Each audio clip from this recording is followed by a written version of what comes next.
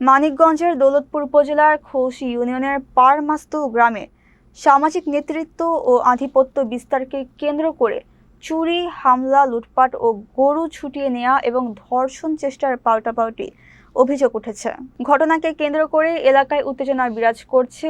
স্থানীয় সূত্রে জানা যায়, গত ২৬শে মে রাতে মুক্তার মিয়ার বাড়িতেই চুরির অভিযোগ উঠে একই গ্রামের ফিরোজ সরকারের বিরুদ্ধে। তবে অভিযুক্ত ফিরোজ সরকার অভিযোগটি অস্বীকার করে দাবি করেন বিষয়টি উদ্দেশ্য প্রণোদিত। তার অভিযোগ, সালিশ বৈঠকে যাওয়ার আগে প্রতিপক্ষের কয়েকজন লোক তার বাড়িতে হামলা চালিয়ে নগদ টাকা লুটপাট করে এবং তার মেয়েকে ধর্ষণের চেষ্টা করে। স্থানীয়দের মতে, দীর্ঘদিনের সামাজিক নেতৃত্বের দ্বন্দ্ব থেকেই এই বিরোধের সূত্রপাত। বর্তমানে গ্রামে দুটি পৃথক সামাজিক পক্ষ সক্রিয় রয়েছে, যা বিভিন্ন ঘটনায় উত্তেজনা আরও বাড়াচ্ছে।